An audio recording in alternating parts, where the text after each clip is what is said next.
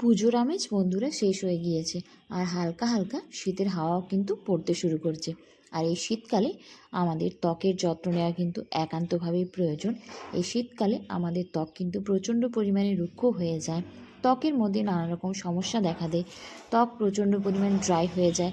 অনেক কিছু ব্যবহার করুক, ত্বকের মধ্যে কিন্তু সেইগুলো আসে না। আজকের এই রেমেডিটা ব্যবহার করলে কিন্তু তোমাদের ত্বক শীতকালেও কিন্তু সুন্দর থাকবে এবং ত্বকের মধ্যে সারাক্ষণ একটা উজ্জ্বলতা থাকবে।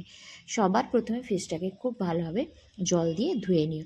যে কোনো রেমেডি ব্যবহার করার আগে ফেসটাকে খুব ভালোভাবে ক্লিন করে নেওয়া কিন্তু খুবই জরুরি। এরপর আমি ব্যবহার করব নারকেল তেল, তার সঙ্গে মিশিয়ে নেব অল্প পরিমাণ গোলাপ জল। এই নারকেল তেল আর গোলাপ জল কিন্তু আমাদের ত্বকের জন্য খুবই উপকারী, আমাদের ত্বকের চামড়াকে টান টান রাখতে সাহায্য করে এবং ত্বকের মধ্যে কিন্তু একটা ইনস্ট্যান্ট গ্লো নিয়ে আসে। তারপরে এই নারকেল তেল আর এই গোলাপ জলটা খুব ভালোভাবে মিশিয়ে মুখটাকে কিছুক্ষণ খুব ভালোভাবে মাসাজ করে নেব।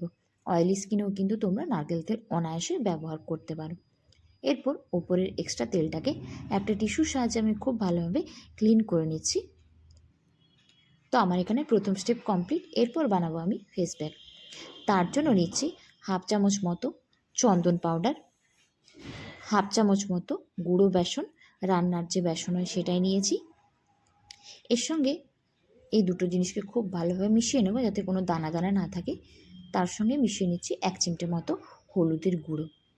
তারপর এই হলুদটাকেও এর সঙ্গে খুব ভালোভাবে মিশিয়ে নিচ্ছি। আর দিচ্ছি অল্প পরিমাণ চিনির দানা, আর নিচ্ছি রোজ ওয়াটার। চিনির দানা কিন্তু আমাদের ত্বকের জন্য খুব ভালো স্ক্রাবার হিসাবে কাজ করে। তারপর এই সবকটা জিনিসকে খুব ভালোভাবে আমি মিশিয়ে নিচ্ছি। এটা কিন্তু শীতকালের জন্য খুব ভালো একটা ফেস প্যাক। যাদের ত্বক প্রচণ্ড পরিমাণে অয়েলি, যাদের ত্বকের মধ্যে ব্রণের কালো দাগ ছোপ কিছুতেই দূর হচ্ছে না, ত্বকের মধ্যে কোনো গ্লো নেই, তারা কিন্তু এই রেমেডিটাকে অনায়াসে ব্যবহার করতে পারো। এরপরে এই ফেস প্যাকটাকে পুরো মুখের মধ্যে লাগিয়ে কিছুক্ষণ রেখে দেবে। তারপর হালকাতে মুখটাকে কিছুক্ষণ মাসাজ করে নিও। 15 থেকে 20 মিনিট এটাকে মুখের মধ্যে রেখে তারপর সেটাকে তোমরা নর্মাল জল দিয়ে ধুয়ে নিও।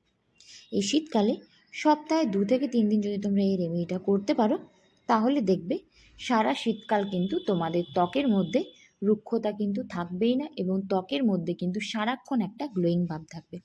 তো আমার এটা কিছুক্ষণ মুখের মধ্যে রাখা হয়ে গেছে। এরপর আমি এটাকে নর্মাল জল দিয়ে ধুয়ে নিয়েছি।